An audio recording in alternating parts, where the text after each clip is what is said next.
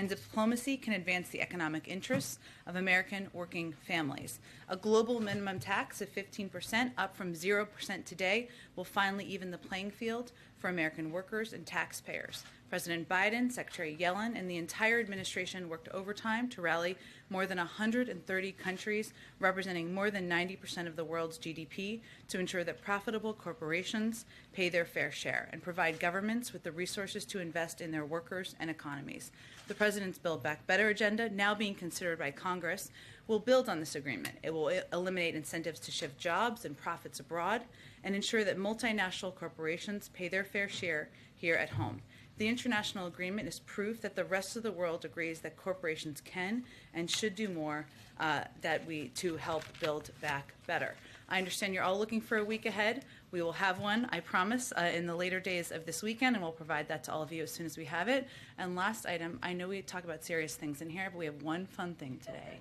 Chris is getting married in a week, so you won't see him for 2 weeks, and nobody can call him or bother him for 2 weeks. Bother me, Corrine, Chris.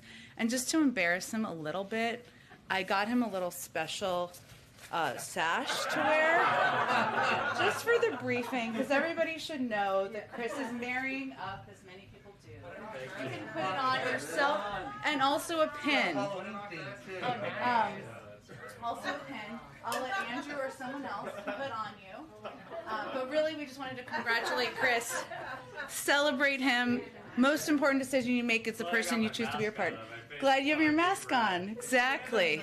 Okay. With that, Amr. I don't know how I talk about it. You tell me. Give him advice. I'll try to ask a question. Can you confirm that the White House is authorizing the National Archives to turn over documents covering all communications related to Trump's activities on January 6th? The administration takes the events of January 6th incredibly seriously, as the president said on its 6-month anniversary. That day posed an existential crisis and a test of whether our democracy could survive. It was in many respects a unique attack on the foundations of our democracy. The president's dedicated to ensuring that something like that could never happen again, which is why the administration is cooperating with ongoing investigations, including the January 6th Select Committee, to bring to light what happened. As a part of this process, the president has determined that an assertion of executive privilege is not warranted for the first set of documents from the Trump White House that have been provided to us by the National Archives. As we've said previously, this will be an ongoing process, and this is just the first set of documents. And we will evaluate questions of privilege on a case-by-case basis, but the president has also been clear that he believes it to be of the utmost importance for both Congress and the American people to have a complete understanding of the events of that day to prevent them from happening again. The president had previously said that the American Rescue Plan would add 7 million jobs to the economy. At this point, is the White House still confident in that reaching that 7 million number? Well, that was, of course, based on outside economists providing their analysis. And you're talking about the Build Back Better agenda, not the American Rescue Plan, right? I believe it's the ARC was the 7 million. Oh, sorry. I didn't know if you were asking about the bill that's moving its way through or the bill that has been passed. The bill that has been. I thought 7 million, and I apologize. No. I was just trying to understand which part of his agenda you were asking about. Nothing has changed on the projections of economists in terms of the American Rescue Plan that we're currently implementing, yes. Okay. And finally, today the president became the first U.S. president to recognize Indigenous Peoples Day. Why should the U.S. Continue to celebrate Columbus Day? And has there been any talk or discussion of, as many cities and I think a few states have shifted from Columbus Day to an Indigenous Peoples Day? Well, today is both Columbus Day, as of now, and this is why you're asking the question, as well as Indigenous Peoples Day. I'm not aware of any discussion of ending that, either of ending the prior federal holiday at this point, but I know that recognizing today as Indigenous Peoples Day is something that the president felt strongly about personally. He's happy to be the first president to celebrate and to make it the history moving forward. Go ahead. Thanks, Jen. I want to ask you about the jobs numbers. One of the things that the jobs numbers showed is that there are more jobs available, a historic number of jobs available compared to how many people are actually seeking jobs. Yeah. Why do you think there are so many people who are still reluctant to re-enter the workforce? There's a range of factors in our assessment. One is people are still fearful of COVID. And what it will be like in workplaces and ensuring their own safety. There are still challenges as it relates to child care, elder care, the costs of those, and being able to afford it, and also the availability, which is something we've seen a shortage of in many communities. And we'd also have seen that the pandemic, while it's been incredibly challenging on many, many levels, it's also prompted many people to rethink what their careers might look like and what careers they may pursue. So you're right, there are an enormous number of jobs that are still available out there in the workforce, and we believe those are the range of factors that are attributed to that. And then I was wondering if you could give us an update on the negotiations with Senators Manchin and Sinema. Democrats are expressing more and more public frustration with the two of them, arguing that they're not moving off of their positions. Are the two of them providing more concessions in private than they appear to be in public? And is the president getting frustrated? Well, we don't have the luxury of being frustrated. This is a process. The president of all people recognizes that the process can take some time. There can be ups and downs in the process, and he feels that we're continuing to make progress, that both Senator Manchin and Senator Sinema are negotiating in good faith, that there is a recognition that not only do some people have to come down from their expectations of what might be in a package, but some others have to come up. That's what compromise is all about. So we're going to continue to pursue these discussions and negotiations. The president is confident we're going to get this done. Go ahead. Thank you. First, on the economy, there are 500,000 containers floating off the California coast with nowhere to go. Major issues in the global supply chain right now. The vice president warned that this could happen in August. So why wasn't more done to prepare? For the global supply chain issues? Yeah, she was talking in August about if you want to have your Christmas toys for your children, now might be the time to start buying them because the delays could be many, many months. I asked that because we've been talking about the issues in the global supply chain since January. And the president has not only put in place a task force, but we have taken a range of steps to work to address. Now, it's not just about ensuring that we are having different companies speak to each other. We've certainly done that. We've been a forum for hosting different industry leaders to see what we can reduce in terms of red tape in the process. One of the biggest issues in the global supply chain is also COVID, and the fact that COVID continues to be a threat to supply chains that are happening globally. So we've also worked to be by far and away the largest provider of vaccines, know-how, manufacturing capacity to the world. So we've not only been talking about this since January, we've been working to put in place a range of steps to help address the challenges in the supply chain. And as we understand it, it's not just COVID. There are also labor shortages and issues with shipping lines here, overground shipping lines in the U.S. Is the president satisfied that his task force is doing a good job?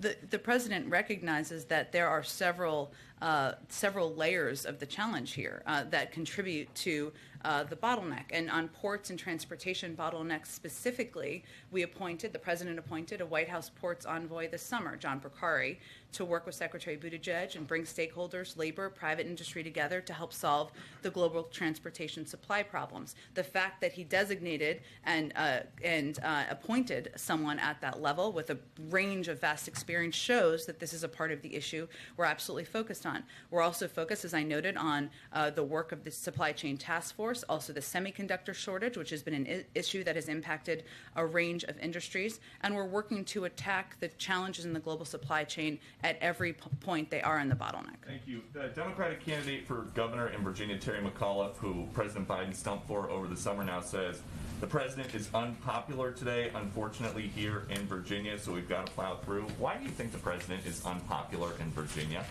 Well, just if you look at facts and the polling, the president is the most popular figure in Virginia of anyone currently running for president or any former recent president. So I just note that in terms of the data. But I would say that the president's agenda is incredibly popular. That's probably the reason why former Governor McAuliffe is also running on that agenda, whether it is reducing costs for the American people on child care, on elder care, making sure the tax system is more fair, rebuilding our roads, rails, and bridges.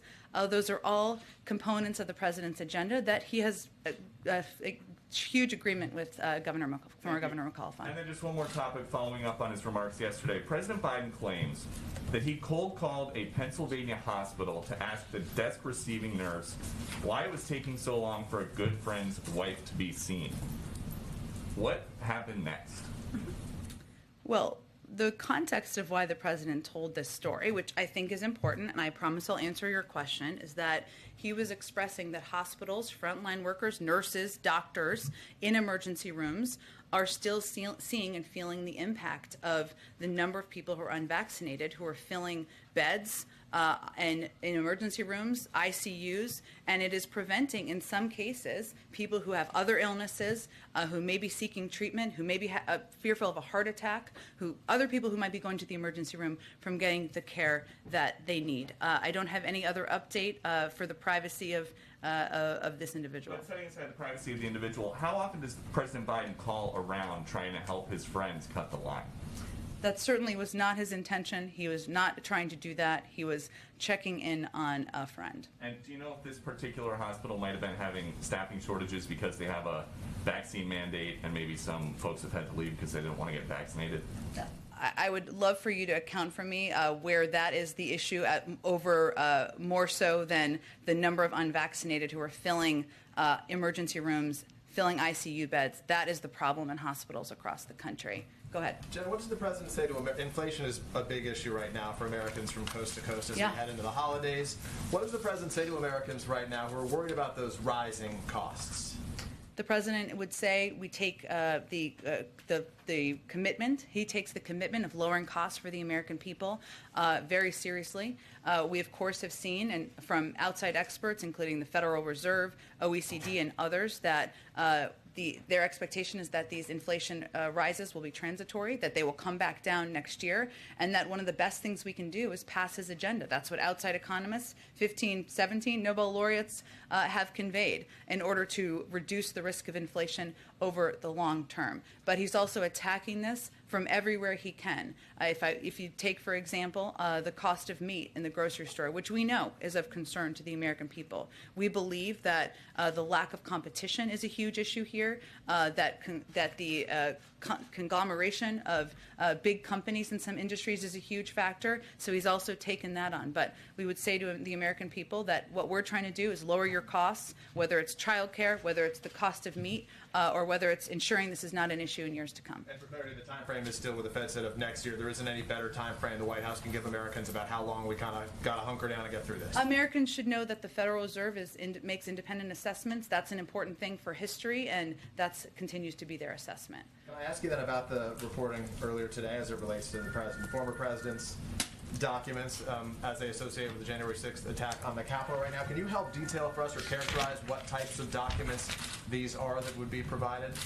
Well, the documents are Trump-era White House records responsive to the Select Committee's request to the archivist. And so there is a process where the former president would have a period of time to assert executive privilege, and then the current president and team would have a period of time to review that request. But in terms of the details of them, I point to the Select Committee for more specifics. Specifically in terms of what the White House is saying you can't exert executive privilege over. Is it phone records, visitor logs? Is there any way can you run us through that list?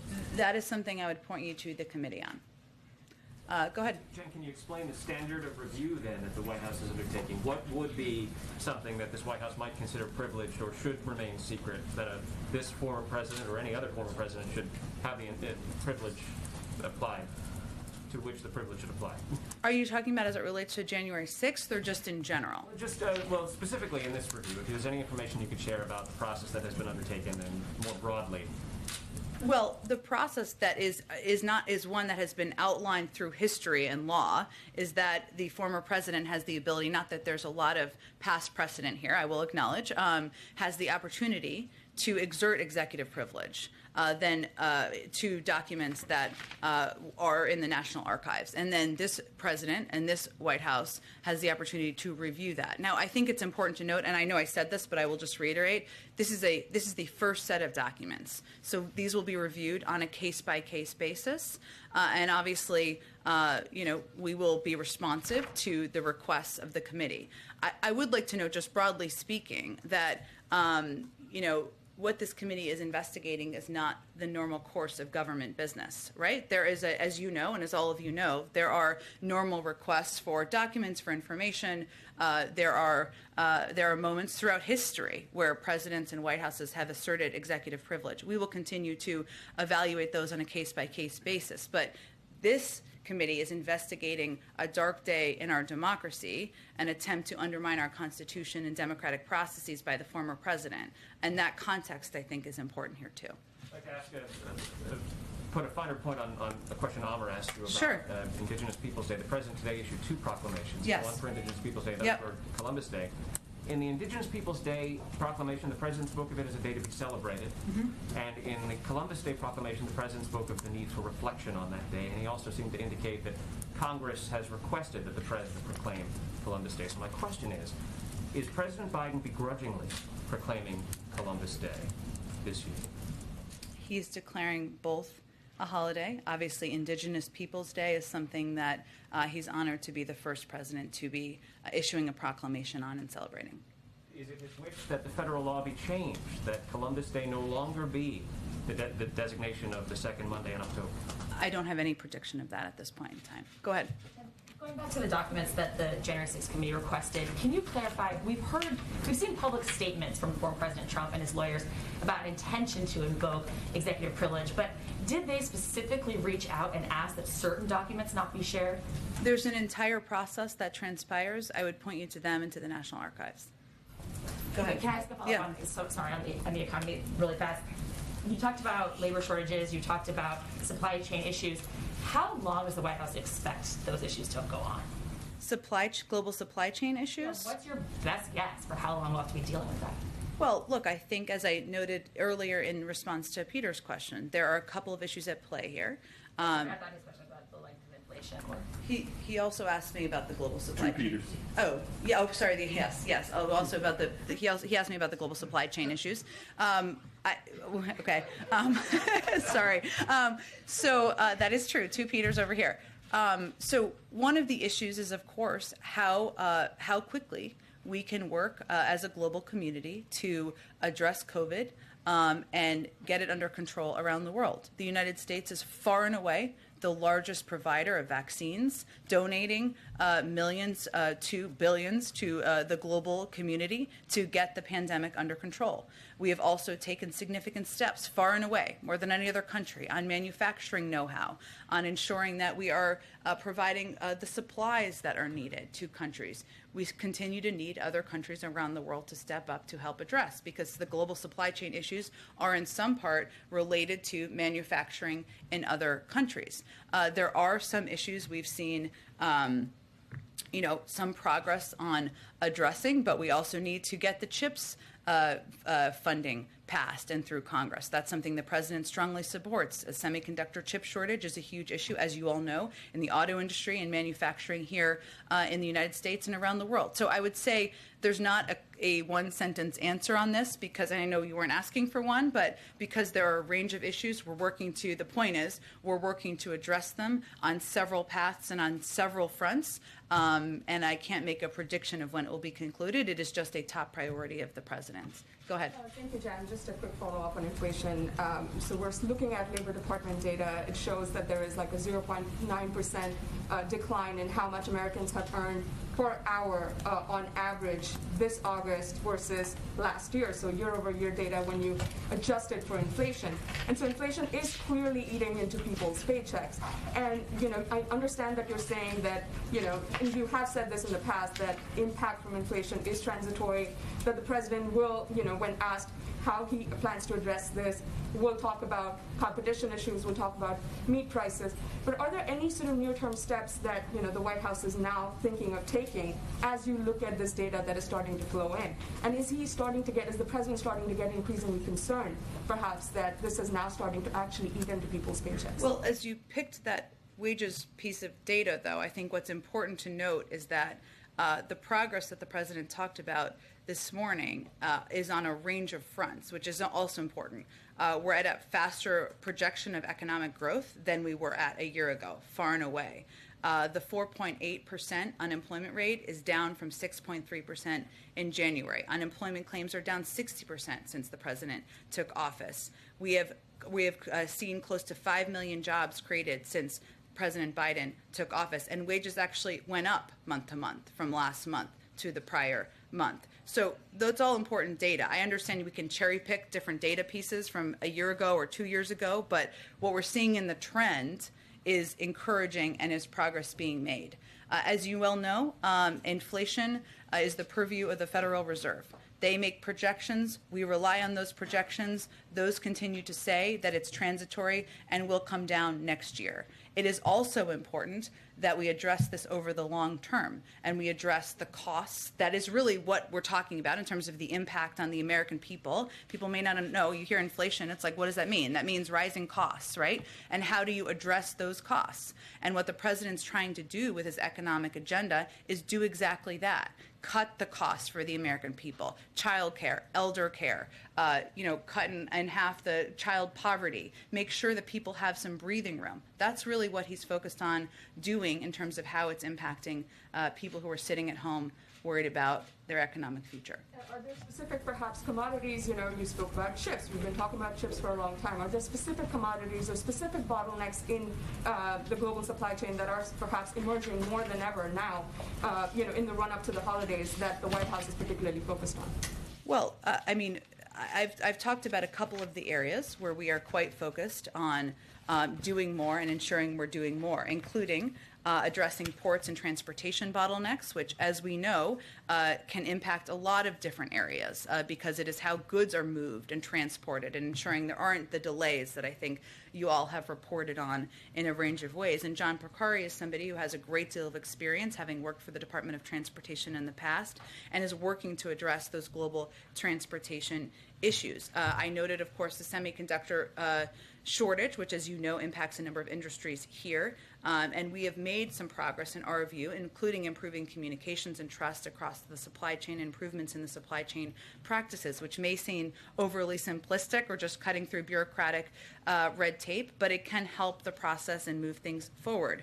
I also noted food processing. This is an area also where we have seen impacts in some communities from food processing and issues in the global supply chain. And so we know that the pandemic has revealed vulnerabilities in our food system. That's one of the reasons the Department of Agriculture announced the new food supply chain loan guarantee program. And we've also seen, as it relates to lumber, which was an area that we talked about quite a bit several months ago, and we saw the impact on how that impacted housing prices of new homes specifically. Since its peak, the cost of lumber has decreased by 60%, and is one example of the market leveling off. So point is, there are different, as you know, there are different issues as it relates to the supply chain in different industries. We're working to address them and attack them all at the same time. We have seen some elements of progress, but we also continue to understand and know that as we're coming back from a global pandemic, a massive undertaking, and the economy's turning back on, we're going to have to keep pressing to make sure we're addressing these issues, and we're doing that around the clock at agencies across the federal government. Thank you. And then just one quick question on gas prices. Reuters has some reporting that shows a lot of American consumers we're talking to have started to link the rise in gas prices to the administration's policies that ban fossil fuels. For example, a pause on federal leasing on land and water. And so my question is, why keep a lid on production at home with American companies and instead ask OPEC for more production where that production is perhaps not as environmentally regulated?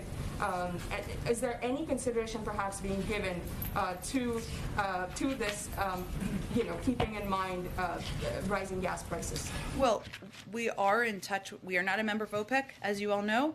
We are in regular touch with OPEC, and we have also raised issues of supply in meetings that members of our national security team and others have had in recent weeks, as I have confirmed from here. We, of course, want to address the short-term supply issues. One of those issues, as we know, was related to Hurricane Ida and the impacts in the region, which we took steps to address certainly at the time. But our view, to go back to your original question, is also that, while we need to take steps to address short-term supply issues, we need to also keep our eye on the long term and the impact of the climate, the crisis that we are in the middle of, and ensure that we are continuing to encourage the production and rise of renewables and the clean energy industry, which is exactly what the President's proposals would do. Go ahead. Thanks, Jen. As the January 6th committee looks to enforce some of the subpoenas that it has been issuing for witnesses, will the President direct the Justice Department to prosecute criminal referrals from the Select Committee? That would be up to the Department of Justice, and it would be their purview to determine. They're an independent agency. Has the President discussed that at all with the Attorney General or anyone? They're independent.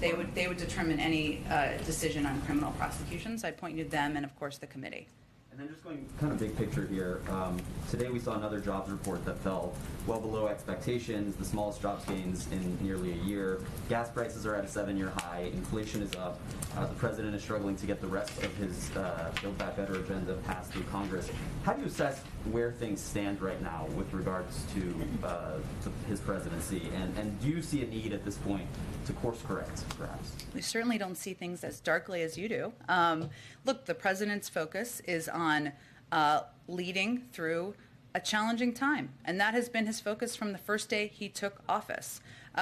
If you look at the data month over month, as I noted a few minutes ago, he has also created 5 million jobs under his presidency. We've created an average of 500,000 jobs a month. We are at a faster rate of economic growth, a lower rate of unemployment than in quite some time. That's progress. That's moving exactly in the right direction. And as it relates to the President's agenda, we're continuing to press forward with members of Congress who have a broad range of views about the path forward. But we're making progress. The President remains confident we're going to get it done. And this is what governing looks like. Do you not see today's jobs report as a warning sign in any way that perhaps the economy is not headed in the right direction, that perhaps the recovery is not going at the pace that it should be? I don't believe that's what economists are projecting at this point in time. And just a quick foreign policy question. It's been 3 weeks now since President Biden authorized the use of sanctions against the Ethiopian government. We've seen credible allegations of human rights abuses, allegations of genocide. The Ethiopian government expelled 7 senior UN officials last week. What is the President waiting for to actually implement those sanctions? Well, he signed the executive order in order to ensure we had the authority should we make the determination to put sanctions in place.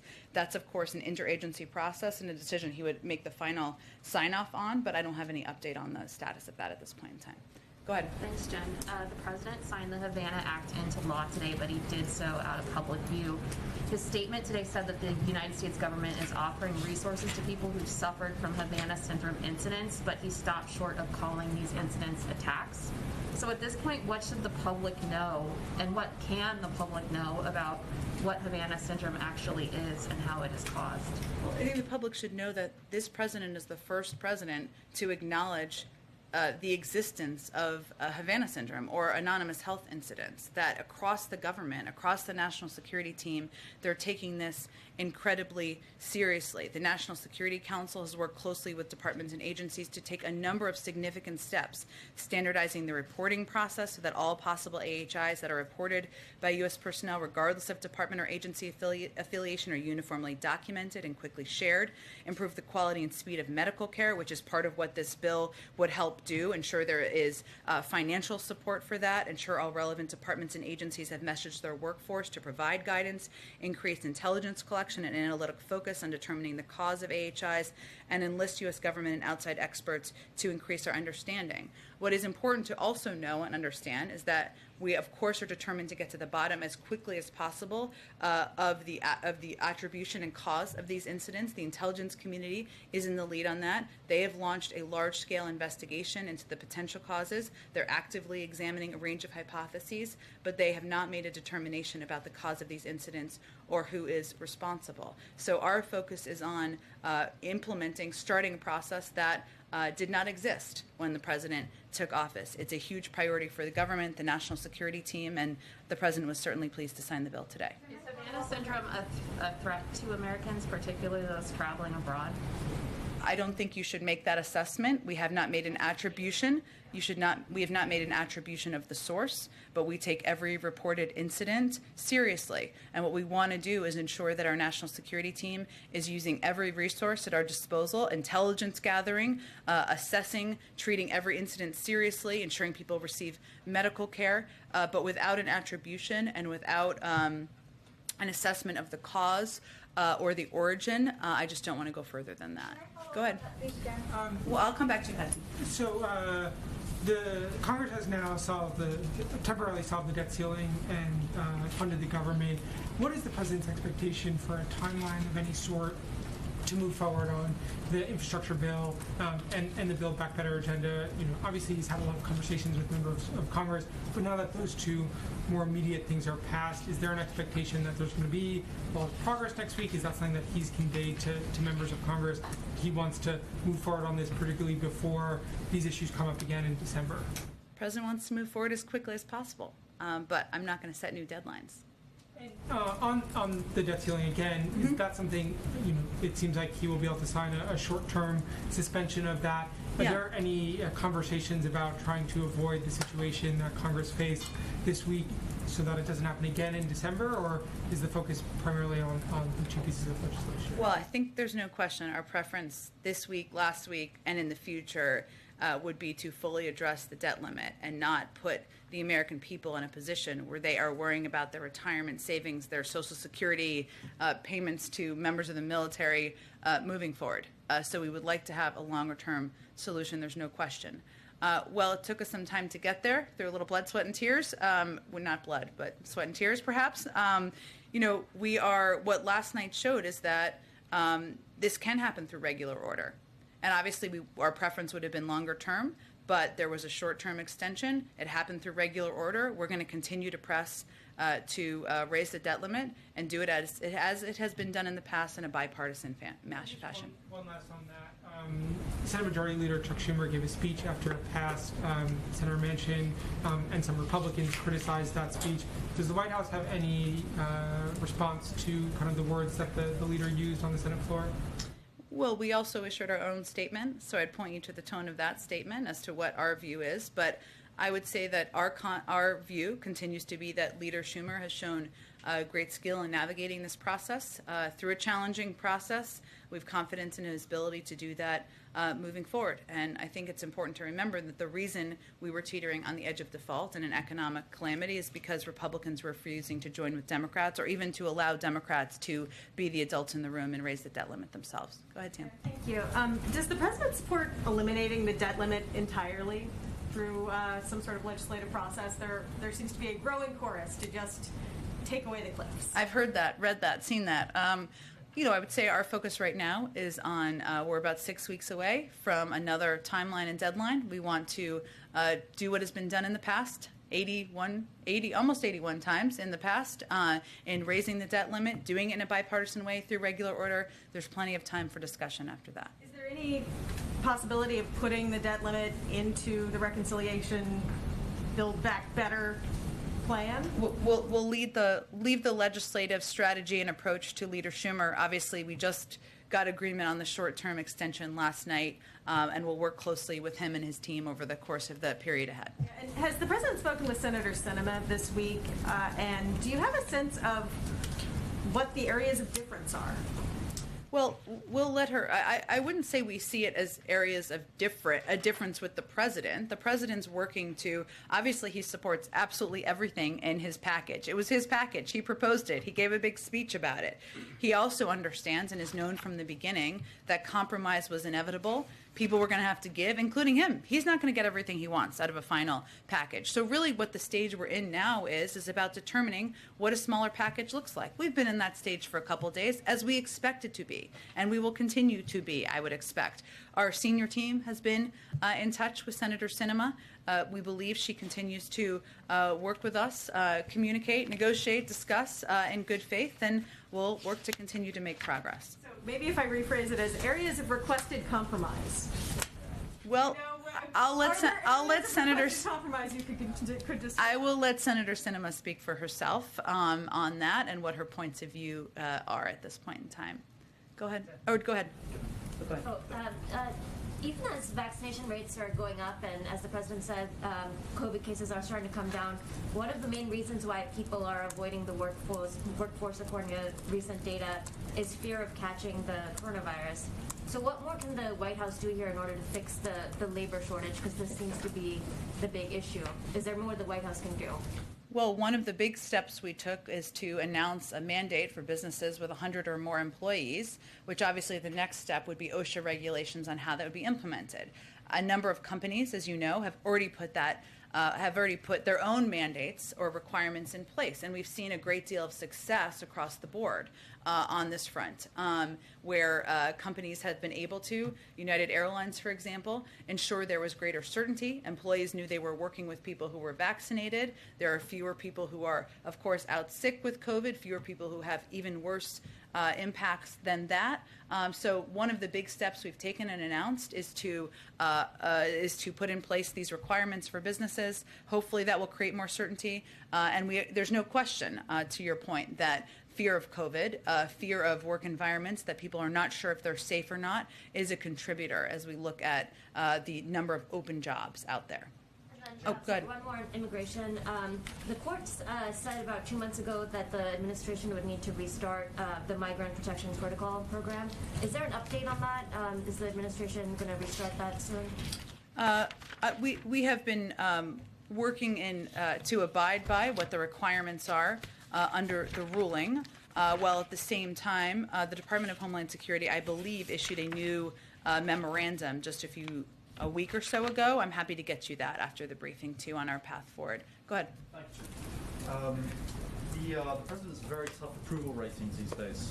I know you probably don't like to talk about polls, and you might say that they don't mean anything, but it's also fair to say the White House, when there are good polls, you publicize them. So what do you make of these really terrible polls? Are they that he's doing something wrong? Is it just the communication, or is it he's doing unpopular things that have to be done? Or something else? Sure. Well, look, I would say that this is a really tough time in our country. We're still battling COVID, and a lot of people thought we'd be through it, including us. And because of the rise of the Delta variant, because of the fact that even though it was a vaccine that was approved under a Republican administration, even though we now have full FDA approval, and even though it's widely available across the country, we still have a quarter of the country who have, less than that, 20% of the country who've decided not to get vaccinated. No question that's having an impact. And of course, as the president has said, the buck stops with him. That's far and away the biggest issue in the minds of the American people, and it's impacting a lot of issues. We've talked a little bit about the supply chain. We've talked about people's safety and feeling in the workforce. And so our focus is, yes, not exactly on the day-to-day up and downs of the polls. Our focus is on getting the pandemic under control, returning to life, a version of normal, so people can have security and going into work and dropping their kids off and knowing people will be safe. And that's where we think we should spend our time and energy. Go ahead, Kelly. On the executive privilege issue, Donald Trump has certainly suggested he might again be a candidate for the nomination of his party and run for the presidency again. President Biden has said he intends to run. So for people who are not familiar with the rules of executive privilege and might look at this as through a political lens, what would your response to that be in terms of how the public should judge this action from this White House? Sure. Our view is that there's nothing political about working to ensure that the events of January 6th never happen again. It shouldn't be a Democratic thing, a Republican thing, an independent thing, a political thing at all. This should be a shared goal. And a key part of that, in our view, is ensuring that the Select Committee has the information it needs to ensure accountability for these events. The Supreme Court has recognized that it is, quote, the current president who is vitally concerned with and in the best position to assess the present and future needs of the executive branch and to support invocation of the privilege accordingly. That's exactly what we're doing. And as I noted earlier, we're going to evaluate on a case by case. This is the first tranche of documents, and it is also important for people to understand that this is the use of executive privilege, which I think you're asking because people don't entirely always know exactly what that is. We have been very cooperative with Congress. We will continue to be as it relates to a range of issues related to our administration as well, and evaluate on a case-by-case basis. But this was a uniquely dark day in our democracy, a day that we need to get to the bottom of, and that's important context here as well. Go ahead, Jen. Thanks. I just wanted to come back to the incident, the protest that happened with Senator Sinema over the weekend, and whether that's something that the White House or the president has been thinking more about since then. Sure. I mean, I would say I talked to the president about this maybe 2 days ago. It's all running together in the last few days, I would say. And what he conveyed very clearly, just in case there's any confusion about where he stands, is that, well, of course, we all agree, and as Senator Sinema said herself, the right to free speech and to protest is sacred to our country. He believes that what happened to her crossed the line and was absolutely unacceptable and flat out wrong to violate someone's personal space in a bathroom. It doesn't need to happen that way. We can peacefully protest without it crossing that line. So that continues to be his point of view. And has he had any conversations with her or other senators about it? Our staff has been in close touch with her over the course of the last several days, working in good faith to make progress and move forward. I'm not aware of other discussions he's had with other senators. One other thing on the global minimum tax. Secretary Yellen said she wanted to see this happen through reconciliation. Would that be a part of the Build Back Better bill, or how are you thinking about the strategy on how to deliver on the U.S. commitment on that? Yeah, part of it is certainly making the tax code more fair and discussing that as a part of the reconciliation package, yeah. Go ahead. On student loans, 15 House members sent a letter to the White House demanding the memo about the administration's authority on forgiving student loans by October 22nd. First, has the president seen the letter, been made aware that the letter and that frustration is out there? And what's your reaction to the letter? I'm not aware of the letter. I haven't seen the letter. I'm sure someone in our legislative team, or I'm happy to check if they have seen the letter. I'm happy to check with them, but I'd have to take a closer look at it. I would say the president certainly believes we should lower the cost of college, make it more affordable to people. He wants to ensure it's an option. That's why he proposed an expansive plan on community college and making that accessible to people across the country. And he also continues to would welcome a bill sent by Congress that would eliminate $10,000 in student debt. That hasn't passed.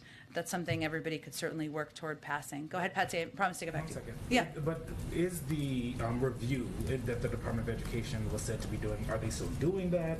Have they started that? Is it over and you guys are just figuring out, typing it up? Is you got a printer paper? Like what is the?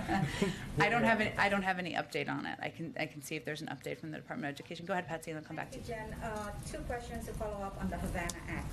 One of the complaints that I hear a lot from people who believe that they were targeted by these attacks and also suffering from the so-called Havana syndrome is the disparity in acknowledgement and also treatment depending on the country in which they were attacked.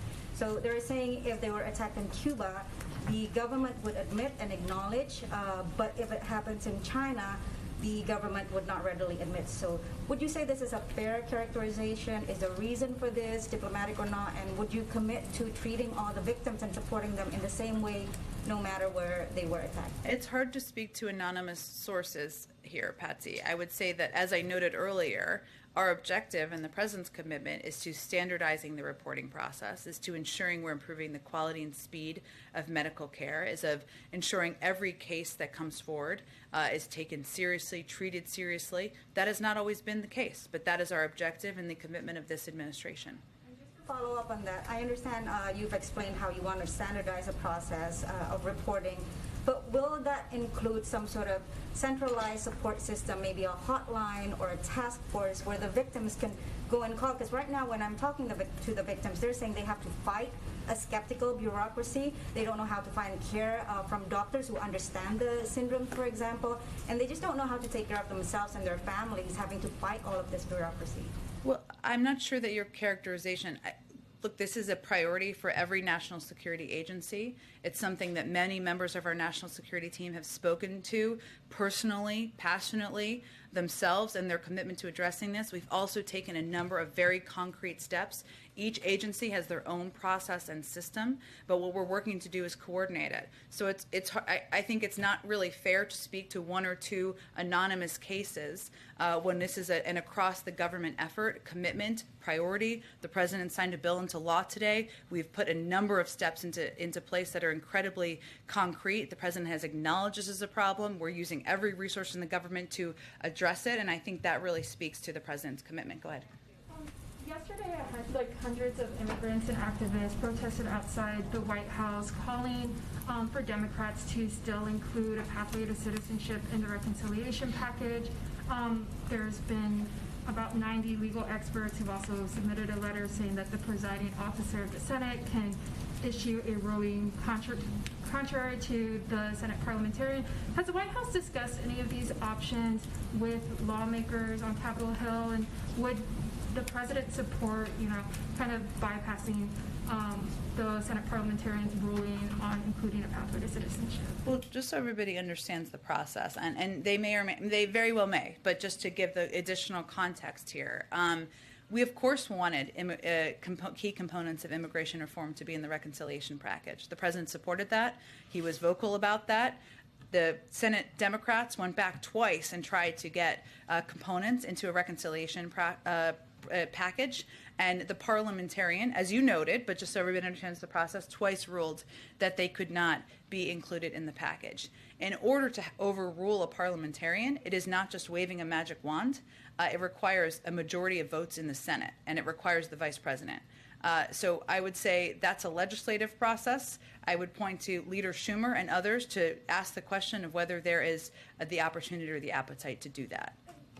Activists see reconciliation as one of the last opportunities to get immigration reform passed. President Biden said that that's one of the part of his agenda. I don't know. Are there any concerns that this isn't going to happen at all? The President is 9 months into his first term in office. He introduced an immigration bill his first day in office. And his immigration bill not only included a pathway to citizenship, it included investment in smart border security.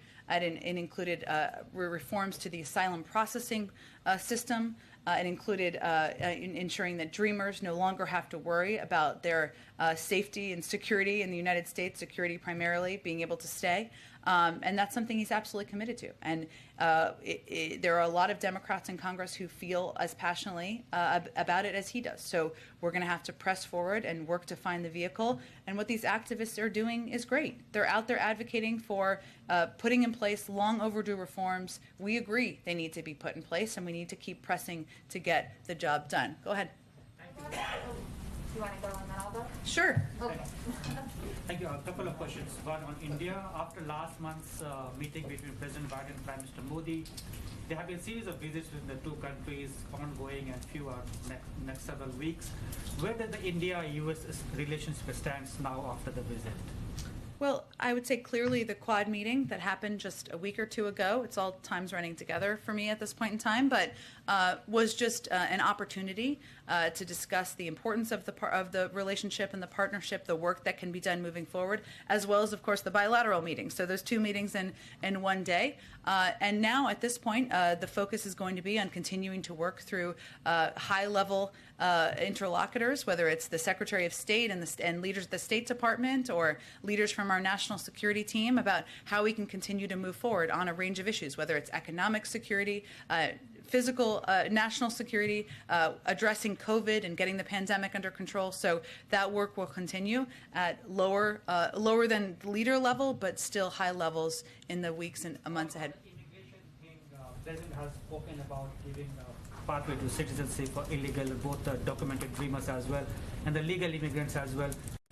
This month, 80,000 green cards spots were lost, and there are millions waiting for green card. Does the president think that was a waste? Could have been revived and given a faster pathway to citizenship to a lot of citizens? The president absolutely wants to address the delays in the green card processing system as well. One more on the Afghanistan attack. 100 people died today. Do you have something on that? We obviously any loss is an enormous tragedy, and our heart goes out to the families who lost loved ones. We of course will continue to work in partnership with leaders in the region to work to get partners who stood by our side out of Afghanistan who want to depart. That's something that there's ongoing work on as we speak. I think it's going to be the last one. I wanted to ask about the COVID-19 vaccine rule that OSHA is working on. Sure. It's supposed to be an emergency temporary standard. What does that mean in this context in terms of timeline? Is it going to go through the normal OMB process? Will it be expedited somehow? What does that mean?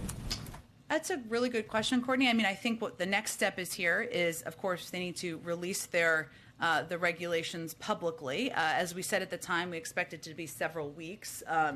That remains the case. I don't have an update on the exact timeline. In terms of the exact machinations of the process, let me see if we can get you something more technical to address that question. Thanks, everyone. We saw him call from incident. Is his health okay? Because there's wild speculation. Is he all right? He's doing great. Thank He's you. got some allergies. Allergies?